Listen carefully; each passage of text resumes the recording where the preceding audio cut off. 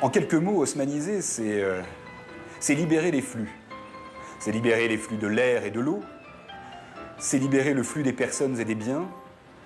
C'est en fait ouvrir la ville à la circulation rapide. La circulation rapide étant un des corollaires majeurs de l'industrialisation.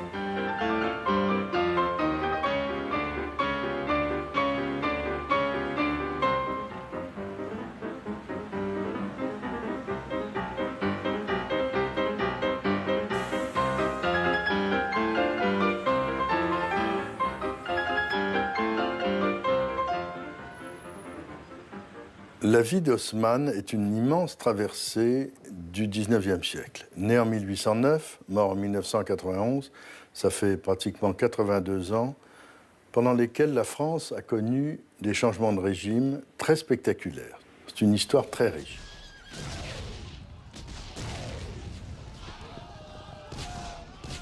Il naît sous le Premier Empire, il est un filleul des proches de l'empereur et il va mourir sous la Troisième République, pratiquement oublié.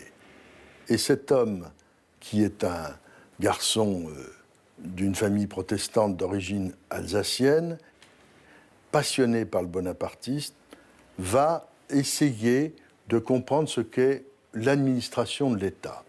Bien avant la fameuse École nationale d'administration, il va appréhender le corps préfectoral et pendant 20 ans, Georges-Eugène Haussmann, comme secrétaire général, sous-préfet puis préfet, va parcourir la France et apprendre à connaître les difficultés de la vie quotidienne des Français.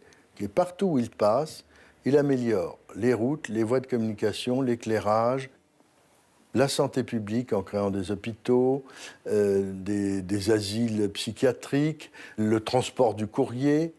Bref, c'est un homme moderne et ça n'est donc pas par hasard s'il arrive à la préfecture de la Seine en 1853. Partout où il est passé, il y a eu des progrès.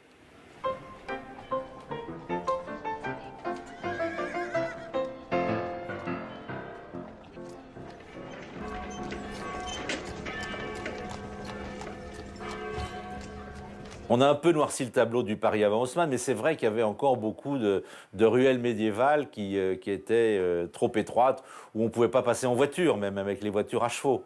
Mais il y avait eu quand même un certain nombre d'améliorations, de rues nouvelles.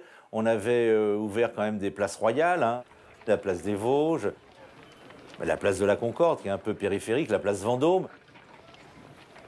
Donc la ville s'était quand même un petit peu transformée. Et ce qu'on oublie aussi surtout, c'est que la périphérie, elle était très moderne. Parce que la périphérie parisienne, c'est-à-dire tout ce qui se trouve légèrement en deçà et au-delà des grands boulevards, donc des grands boulevards au nord de Paris, qui datent de Louis XIV, c'était des quartiers construits à la fin du XVIIIe siècle. Au début du XIXe siècle, étaient des quartiers avec des rues droites, larges, très modernes, et quelquefois même dans le centre de Paris, comme par exemple les rues qui entourent le théâtre de l'Odéon, qui ont été construites à la fin du XVIIIe siècle, à l'emplacement de l'hôtel des Condés, qui sont des rues tout à fait modernes pour le XIXe siècle.